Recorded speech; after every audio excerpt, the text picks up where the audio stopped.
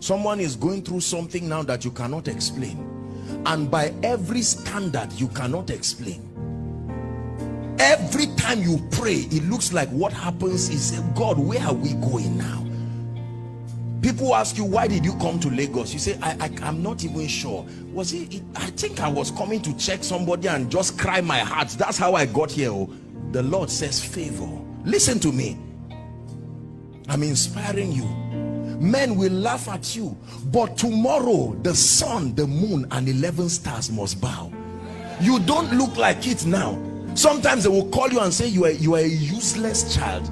I've always known that this you're seeking God. You've been a graduate for 5 years, acting like a fool, behaving stupid, and you go back to God with that report, and God is silent. I want you to know that when God is silent, learn to hear the voice of silence. Silence is a voice. It speaks. When God is silent, he's saying something.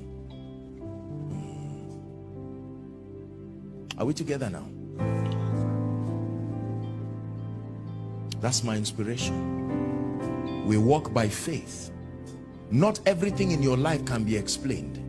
And if you allow carnal men to help you interpret your life, they will take you out of Egypt to go and meet your father, which will look like a testimony, but then you would have aborted the throne. If someone wanted to help Joseph, will he help him to meet Pharaoh? No. If someone wanted to help Joseph, he would try to smuggle him out back to Jacob, and Jacob will say, thank you, you've given me my son, but Israel will die, Jacob will die, the covenant will never work. Beware of those who love you too much to allow you get to the place of destiny. There are people who love you too much.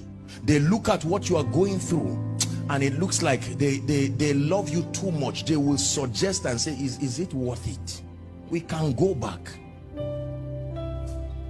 And someone is almost there, and the devil will try to use, you know, Satan can use positive attributes about people to still destroy you. Satan can use a man's compassion to be a weapon against you.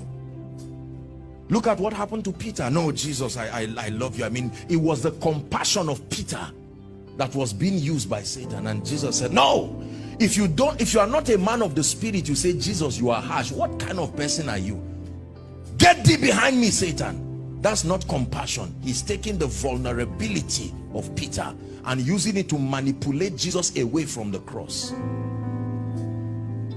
Listen, pass through whatever you have to pass through, knowing that although it may not make sense, it is still called favor.